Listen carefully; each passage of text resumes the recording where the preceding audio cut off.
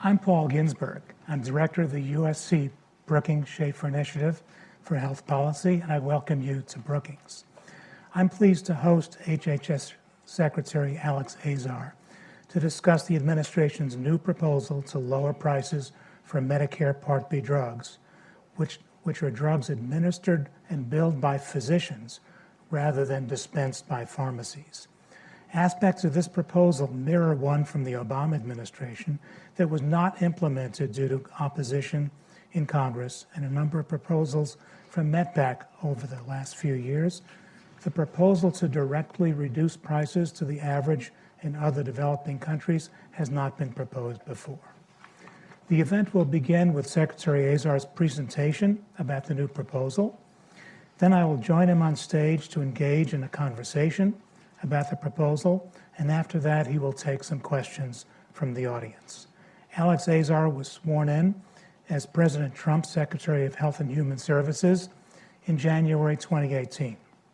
His current tenure at HHS is a second tour of duty at the department after serving as General Counsel and then Deputy Secretary in the 2000s. He has spent his career working in senior healthcare leadership roles in both the public and private sectors, the latter including time at Eli Lilly and Company. It's a pleasure to introduce you to the 24th U.S. Secretary of Health and Human Services, Alex Azar. Thank you, Paul. Well, thank you, Paul, very much for that introduction, and it's great to be here at the Brookings Institute today because there are few places on earth where people get as excited as you do here on discussing how to fix complicated, broken government programs. I'm so pleased to say that's what we're here to do today.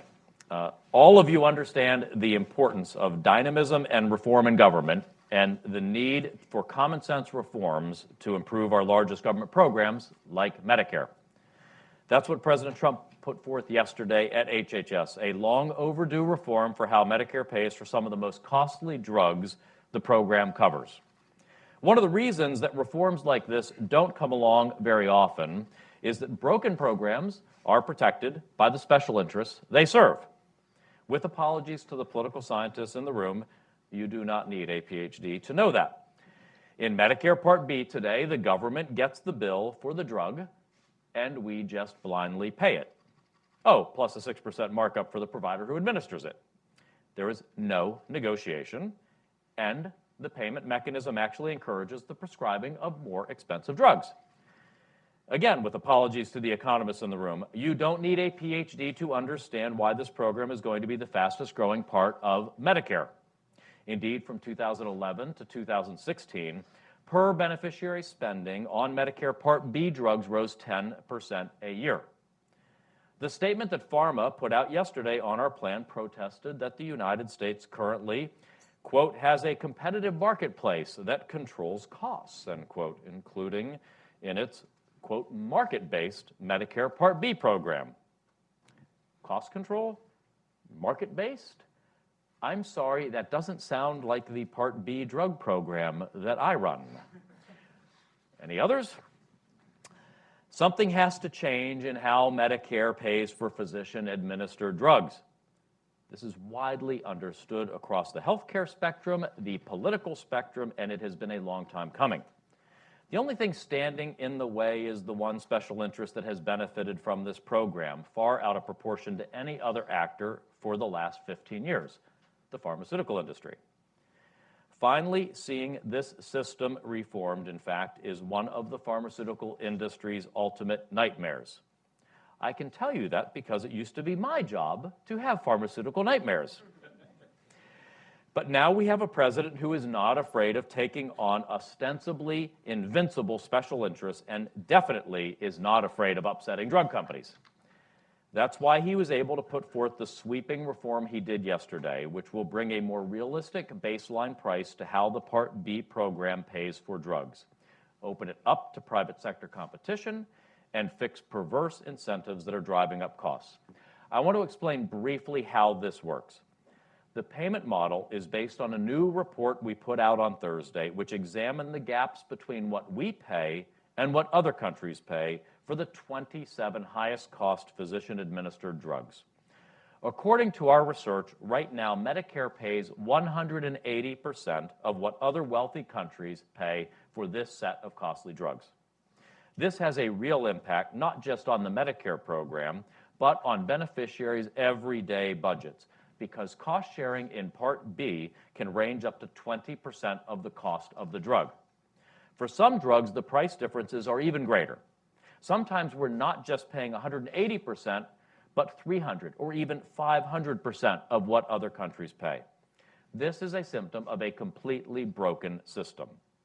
Our model would fix the situation by applying a portion of these discounts, which manufacturers voluntarily give to other countries, to what Medicare pays moving forward. Over the next 5 years under this model, we will go from paying 180% of what other countries pay for these drugs to 126% of what they pay. As prices drop, American patients paying coinsurance will see a directly proportional drop in their out-of-pocket cost for these very expensive drugs. Let me give you an example of how this would work. There's a drug that some cancer patients take to fight infections, which currently costs Medicare $4,700 each time it is administered. Our wealthy peers pay an average of just $1,100 a dose. Under our model, after the 5-year phase-in, our price would be reduced to under $1,400 a dose. Just a year into implementation, the patient would already be saving $175 each time they get the drug. By year 5, their coinsurance would be more than $600 lower. This is a huge win for patients, especially those with expensive illnesses or conditions. To understand the best way to implement this new system, we plan to roll it out as a model covering 50% of the country. It's not just patients in areas covered by the model who can benefit, however. As payments within the model are reduced, the average sales price Medicare pays in the rest of the country will drop, reducing what patients outside the model will owe. It's important to understand that this model will expand patient access through lower prices. This is a pro-patient access model. It will lower drug prices substantially for our most costly drugs without restrictions on patient access and without harming innovation. Benefits will not change. Formularies will not be imposed. Let's think about how implausible it is that patient access would be harmed. After full implementation of the model, we will still pay an average of 26% more for these drugs than our international wealthy competitors. To believe that this is going to meaningfully impact patient access, you have to believe that drug companies will somehow find it appealing to sell a drug in Germany, Japan, and other countries at a lower price, but not to the United States at higher prices. Not only are drug companies never going to walk away from the world's largest payer for prescription drugs, they're certainly not going to walk away while they're still getting paid a quarter more than they are elsewhere. Patients will see benefits beyond just lower drug costs because our model will end long-standing burdens and perverse incentives created for physicians by today's buy and bill system. Our model will allow private vendors to take title to drugs and compete for business, letting physicians and hospitals get out of purchasing and holding drugs.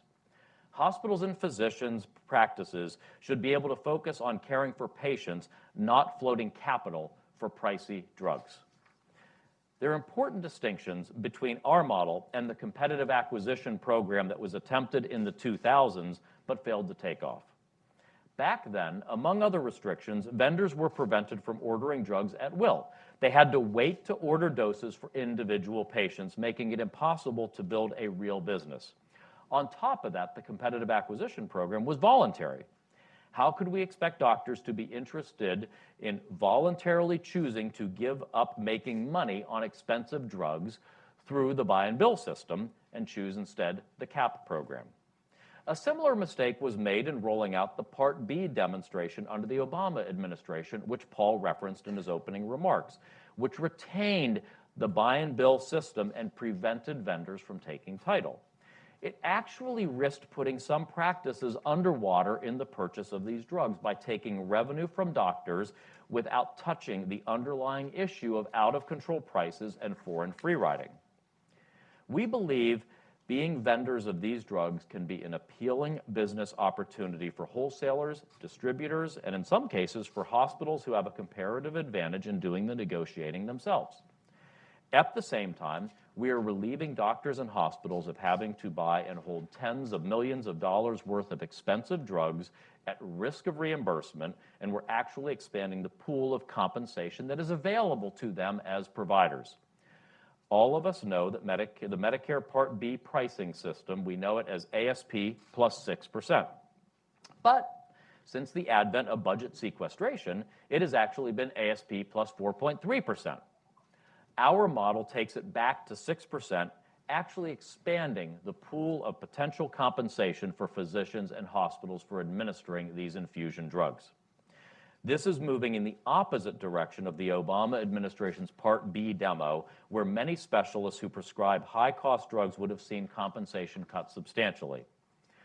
We're seeking comment on the best ways to ensure compensation is at least steady for physicians and hospitals while ending the incentives that the 6% add-on creates for prescribing more expensive drugs.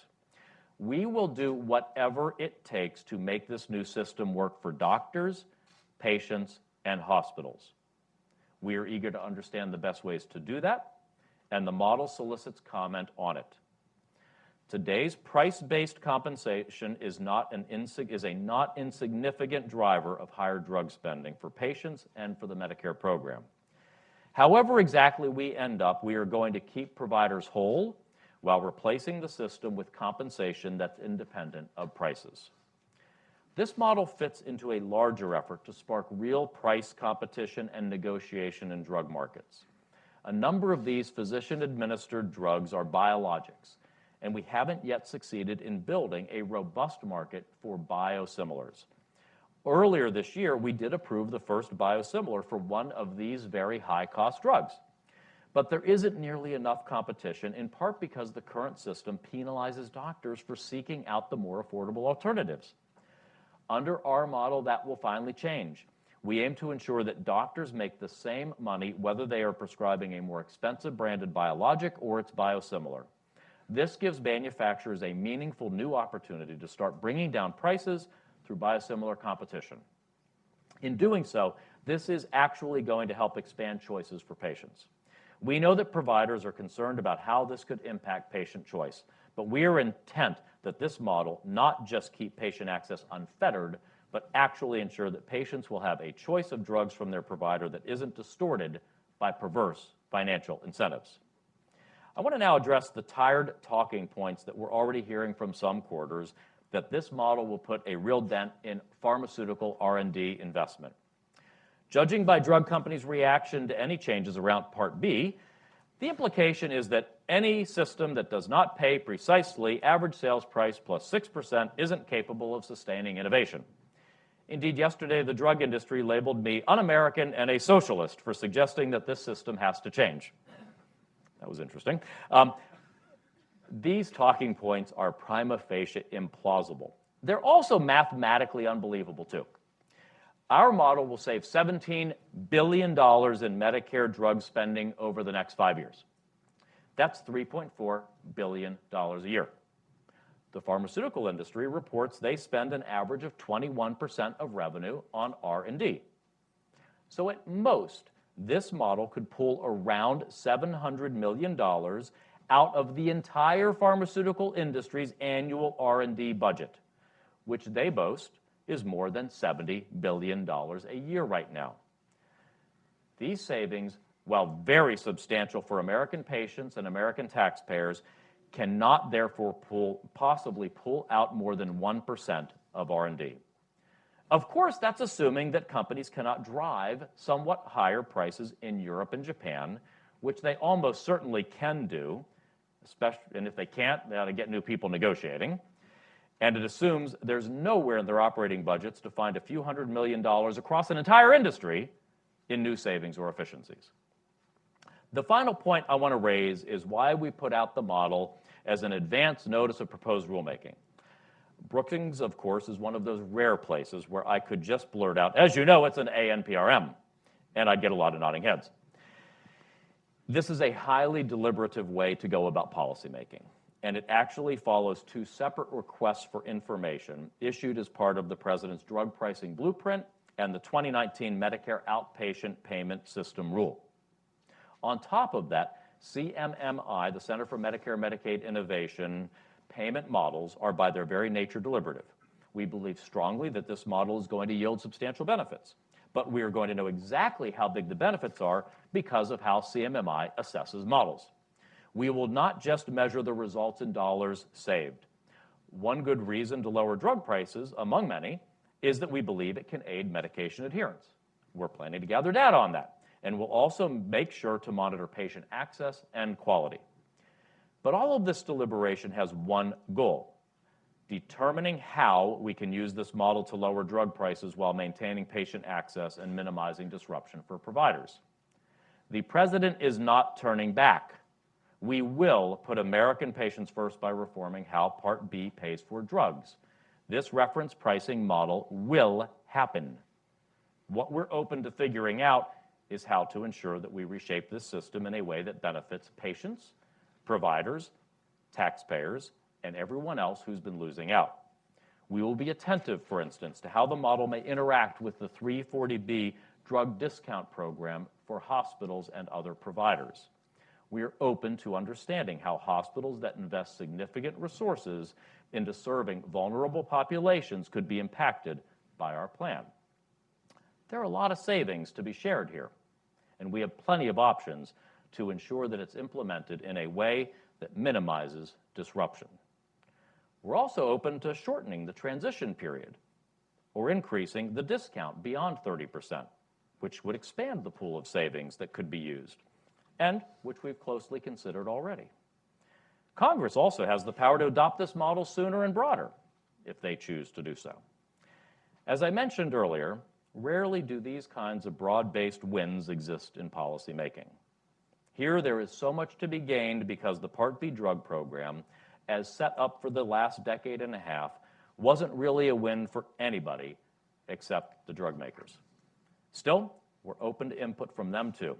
If there are other ways to introduce competition to this program, we want to hear them. But we waited 5 months for drug companies to come to the table on this particular issue with real, non-self-serving proposals, and they didn't. We have no doubt the drug industry will be stubborn in resisting these changes. But President Trump has amply demonstrated his determination in the face of special interests. The results of this fight will be no different. We will see another victory secured by this president for American taxpayers, American doctors and hospitals, and American patients. Thank you very much for having me here today and for coming, and I look forward to our discussion with Paul and our questions. Thank you very much.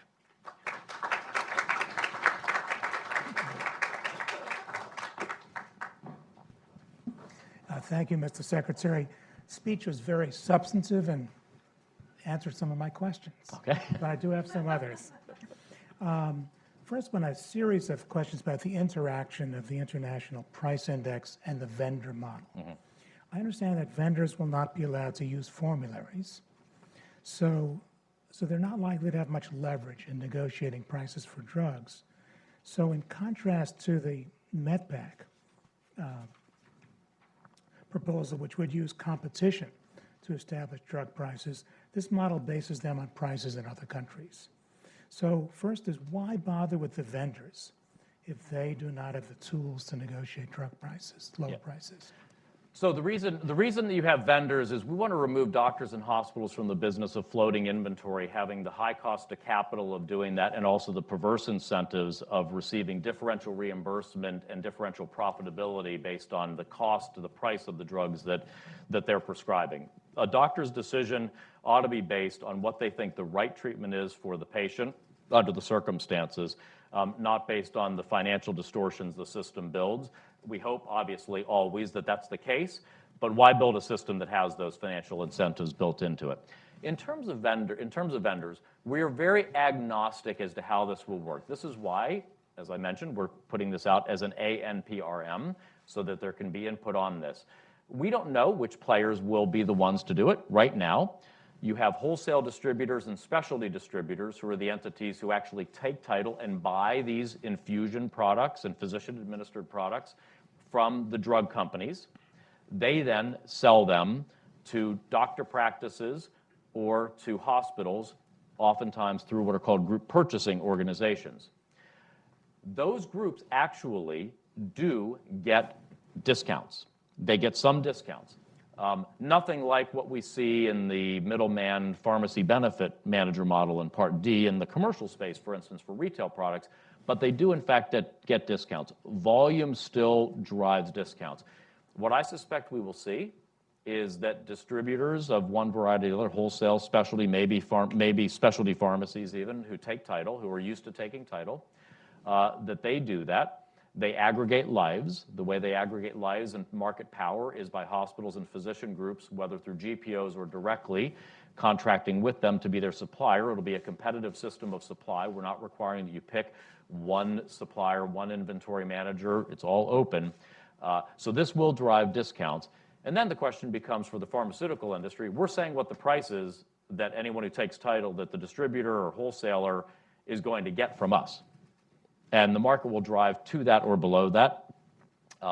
And as I said, I find it fanciful to believe that when you're willing to take, remember, this is based on the deals the pharma industry is voluntarily negotiating with Germany, France, the UK, Japan. You're going to walk away from the world's largest market, walk away from it because you're only getting a 26% premium on that? Sorry, I've been there. Not going to happen. Why peg the prices to those prices in other countries, as opposed to having CMS determine suitable prices? In other words, isn't this outsourcing policy making to other countries? So what we're trying to do here, we have a system right now, and it's important to remember this. We have a system right now that is setting prices. The ASP is an administratively set price. It's just a really stupid way to set prices. It says, hey, manufacturer, invent whatever list price you want, and we'll pay a 6% premium on top of that. We're trying to bring competition and market-based forces into an alternative way to pay for these drugs. It seems to us that looking to what the pharmaceutical industry itself is willing to give by way of discounts and deals to other comparably placed wealthy countries is a good proxy for that. It's efficient. It respects competition. It doesn't have us just unilaterally setting a price based on what we think the value is. I have long been concerned about the notion that a government bureaucrat can just arbitrarily determine the value of something in people's lives, the value to any individual cancer or rheumatoid arthritis patient of a product. This keeps pharma, they still are in the driver's seat. They're the ones negotiating these deals that become the reference price, not us. They're doing it. Their fate is in their hands. We're trying to respect as much markets and competition while dealing with a government payer system here that by its nature sets price. Thank you. The President has been highly critical of other countries obtaining lower drug prices than payers in the United States. But doesn't this plan essentially copy what other countries are doing, using their leverage as purchasers to lower prices? Well, it uses our leverage as a purchaser. Right now, we're not using it at all. Right now, we're just blindly paying a price that they give us. This will actually instead rely on what pharma companies are willing to do. And they have choice. Pharma companies will, if countries jam them too much in other countries, they will not launch their drug in other countries. We see that happens. And so it'll only be the deals that they have voluntarily negotiated with other countries that will end up being a reference point here. I'm open to any number of alternative ideas. We've asked others for ideas on ways to bring competitive pricing into the system, market-based pricing. This is fast, it's available information, and it respects access and respects the pharmaceutical companies controlling their own fate. So it's the approach that we're taking here, but always open to ideas. Thank you. In fact, I talked a little bit to the media yesterday. This is an idea that was discussed in congressional hearings back in the spring when we talked about drug pricing.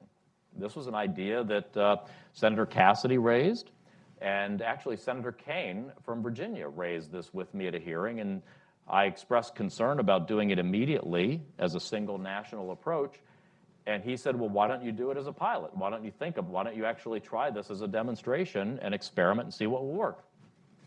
I'm nothing if not a good listener. Good. Is there a risk that transactions between other countries and drug manufacturers will be pursued in a different manner? For example, with rebates that would raise list prices and thus reduce potential savings from the proposal? In other words, might drug manufacturers game this policy? So it's a good question, and that's why in the advance notice of proposed rulemaking, we ask about the data sources. We, of course, currently have available the net pricing information from various pricing resources to tell us what deals they're in fact getting. But we also are looking at requiring the drug makers, as we already do for domestic sales, for them to report to us their discounts. So that is a mechanism that I expect we will use and implement, which would be they would have to come in and actually present us under penalty of law with what their negotiated discounts are in the reference price country. So I'm not at all concerned about the availability of data or their ability to game the system, given that they'll have to provide that information to us. Okay. Now, if this proposal can be successful for Medicare Part B, does it have potential in Medicare Part D or in the commercial insurance market? So I think it's important to remember the starting point. The starting point here is a broken pricing model. In spite of what Pharma said, this is not a competitive market-based system when we're talking about the Medicare Part B fee-for-service program. This is us as a government payer, almost just like the European countries. We are a government payer for these infusion and physician-administered products. And right now, we have to set prices because there's no market-based mechanism to determine what to pay. We're just really bad at it because we take their price and pay a 6% markup on it. So this is a proxy using as good of competitive market-based information as we can find. Part D works. It can work better, and we're going to be rolling out very soon the modifications that we promised in the President's blueprint to enhance the power of the Part D insurance companies to negotiate even harder against the drug companies, because there are pockets of the Part D program where they're not getting the deals they can and should be able to get, as we know from the commercial space. But right now in Part D, we're getting discounts that are as good or better than what the Europeans or Japan get. Competition is working, and we're keeping the patient in the driver's seat because they have choice.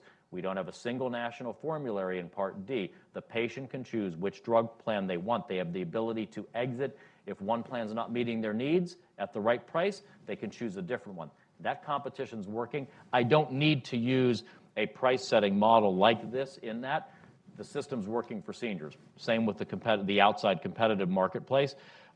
So that's why right now we're doing this in this space, because I need some way to price these drugs that's better than what we're doing. Good. What about Medicaid? Is that a candidate given, for Medicaid we have best price, which is not an ideal mechanism.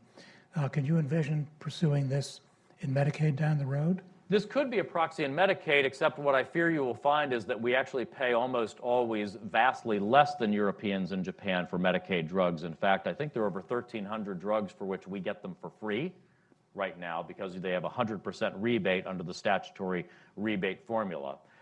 So I think we might end up owing money if we adopt this system in Medicaid. Okay, good. Your predecessor and many congressional Republicans have objected to the mandatory demonstration approach taken in this proposal. You clearly take a different view. Can you explain why you view this tool as valuable? Well, in terms of mandatory demonstration projects and pilots, I've actually been very clear from my confirmation process on that I do not have concern about using the Center for Medicare Medicaid Innovation Authority in a mandatory way. If we are going to test propositions, we have to have valid samples. We have to do it in statistically verifiable ways that avoid sampling bias. And often mandatory is the way it will have to be done. So I'm not at all concerned about doing that. And you'll notice that with regard to this program, I think we've seen from Republican and free market colleagues a fair degree of, if not support, at least an understanding that this is an approach that's appropriate to use. We haven't seen people rallying around the pharma companies, just knee-jerk negative reaction to this approach. Yeah, thank you. Actually, a follow-up to this is that more of a philosophical question. I've been in health policy at the federal level for a long time. I remember in the 1980s with inpatient prospective payments and then the Medicare fee schedule, we didn't test things. We just did them. Any perspective on how the world has changed in policymaking? Well, I think this notion of testing propositions is where we ought to be, whether it's in business or in the public sector. It's always better if we can come up with a model, test it, verify it before generalizing it and making it broadly applicable.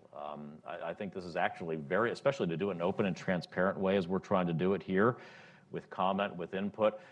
I think that's just really good government as it would be really good business. Thank you. Is there a possibility that some drugs might not be accessible to Medicare beneficiaries if manufacturers are unwilling to sell at a lower price? So that of course is the thing that pharma came out immediately with in their response saying challenging patient access. I just come back to the fact that even fully implemented, we would be paying 126% of what they have agreed to sell their drugs for to comparably wealthy countries, and they're going to walk away from the tens of millions of American seniors that fund all of their basically almost all of their profit in the world, and they're going to walk away and play a game of chicken. I don't think so, but we did, in our advance notice of proposed rulemaking, ask for comment about what legal tools and authorities we have should that happen. Good. And does HHS believe that this proposal would increase prices that other countries pay for these drugs? That'll be up to pharma negotiating with other countries, but I would think it would create an incentive for them to drive better deals. You know, what happens now, it is a genuine case of free riding. I mean, this is not political sloganeering. The pharma companies get to set their sticker price in the United States. They can make the vast majority, almost all their profitability in the United States. They then can go to these other countries and strike deals with them if it covers their marginal cost and makes them some money, and it becomes gravy. The gravy train's ending. It's over. Good. Well, this would be a good time to go to the audience for some questions. I'm going to compile questions from 3 people, and then the secretary can answer them in any order. Yes, sir. Oh, Peter? Peter.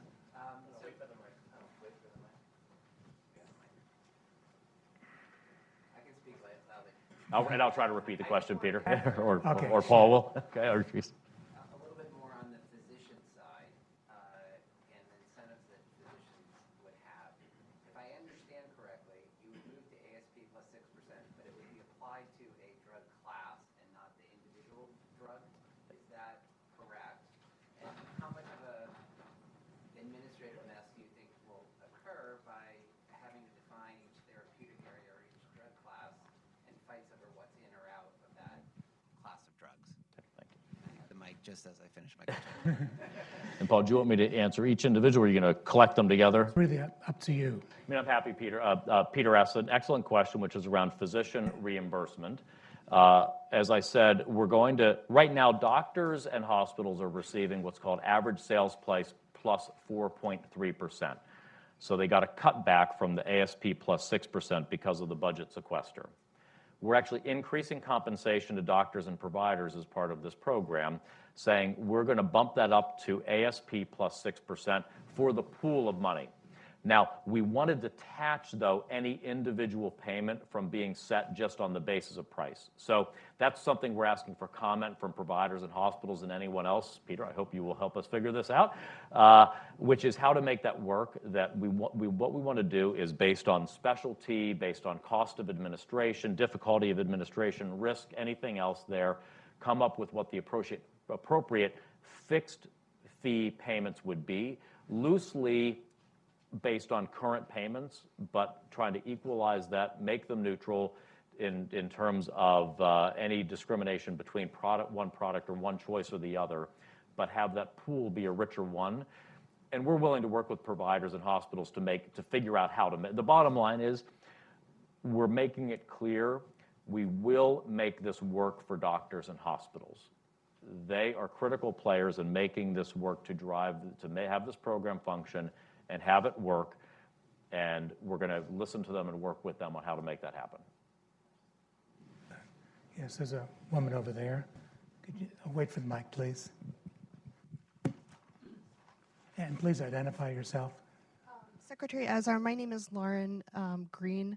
I've been separated from my son since birth in the state of Georgia, where I am flabbergasted at that Is this going to be about drug pricing? Secretary Price was appointed My concern is that young people without intention to retire are placed on Medicare and receive generally overall poor treatment with harmful psychotropic drugs that the FDA should be pressured by the Health and Human Services Division to continue, such as Zyprexa, Depakote, Abilify, and there is a need for an alternative plan for people under the age of retirement so that they can be quickly rehabilitated. Could you complete your question, please? So my concern is that there should just be an overall quality of care act for prevention, and that distress should not be simply treated with simple pills, and that Okay. over the course of being placed on enough, Medicare, I've please, been okay. please. So I mean, I'm happy to just say that if the concern is, as I think it is, around mental health, especially for the young, do know that both at NIH and at the Substance Abuse Mental Health Services Agency, working to try to develop both new therapies as well as non-pharmacological therapies that are available to help with mental health issues and mental health crisis among youth, because there are special needs, is vitally important. One of the issues that has come up, been a major focus of our work at the School Safety Commission, has been this focus on mental health for kids, adolescents, high school age, and college age kids. And I think has inspired in all of us a real passion that we've got to figure out how to deliver better mental health services in schools, where kids are, where they feel comfortable, and where they feel a trusting relationship. So that is something I feel passionately about. I'm going to keep driving on. Thank you. Other questions? There's a woman on the aisle. Please wait for the mic and introduce yourself. Hi, Mr. Secretary. I'm Allison Kojak with NPR. You're talking about the opposition coming from the pharmaceutical industry, but during the previous model trying to change the payment system in Part B, there was a huge amount of opposition from oncologists and rheumatologists, and they also whipped up a lot of opposition among their patients. How do you, I know you've talked about trying to keep this even for doctors, but they've already sort of expressed some concerns about this. How do you plan to answer that kind of opposition? Absolutely. So the so-called Part B demo that was proposed in the Obama administration, it simply couldn't be more different than what we're talking about here. What that did is it took reimbursement of physicians and hospitals from 106% of average sales price and just changed it nationwide without a demonstration or test model to 102.5%. It didn't change the underlying pricing. It didn't change the acquisition cost. It didn't change foreign free riding. It simply reduced reimbursement to physicians and hospitals. They got upset. They mobilized, and patient groups mobilized, and it basically stopped. That's not what we're doing here. We're changing fundamentally what the drugs will price through this foreign reference pricing model. We're adding money to actually add compensation to physicians and hospitals for their administration of the product. And I'm hopefully telegraphing as clearly as possible, we want to hear from patient groups, doctors, and hospitals how we make this work for them, not how it hurts them. And so open-minded, and we call them to the table to please be partners with us in making this work. All I hear from patient groups, hospitals, and doctors is, get the price of these drugs down. Okay, we got a plan. Now work with us on that. Make it work. We're getting the prices down. Help us make it work for you and for your patients. And I think they will. Yes. Do you intend to completely separate compensation from the cost of the drugs? Because if you Yes. lower the okay. Yes. Good. There's a gentleman on the aisle there. Hi, this is Brian Rye from Bloomberg Intelligence. And curious if you could go back in time and put on your Eli Lilly hat. If you were a pharmaceutical, back when you were a pharmaceutical executive, if you were presented with this proposal, how would you respond? So I don't own that hat anymore, so it'll be a little hard. What I would say to those in the pharmaceutical industry is change is coming. You cannot stand by or defend the status quo on drug pricing. And you can be part of the solution in bringing market-based, competitive ways of compensating for drugs and lowering patient out-of-pocket costs, or you can put your head in the sand and pretend change is not coming, and you'll get whatever comes at you. And it may not be from people and an administration who favor supporting innovation, patient access, patient choice. So I encourage them to be part of the solution here. I am proposing, we are driving forward with a solution that we believe is market-based, that keeps innovation and patients in the driver's seat. Be part of that. Don't just reflexively oppose any change, because there will be change, and they can help choose what kind of change it is. Okay, time for one last question. Actually, the woman over there, can you get her the mic? Hi, my name is Shannon Firth. I'm from MedPage Today. I just had a question about medication adherence and other quality measures. If your goal is to reduce costs by 30%, do you have a target for adherence? Do you have a target for patient outcomes or any other kind of quality? So I don't recall in the advance notice of proposed rulemaking if we state an actual target goal for the demonstration project on increasing medication adherence as opposed to it as a measurement so it is a core measurement that's part of the demonstration quality metrics. Obviously, I'm quite convinced it will increase medication adherence because we're going to be reducing our beneficiaries' out-of-pocket costs by 30%. That demonstrably will help with adherence.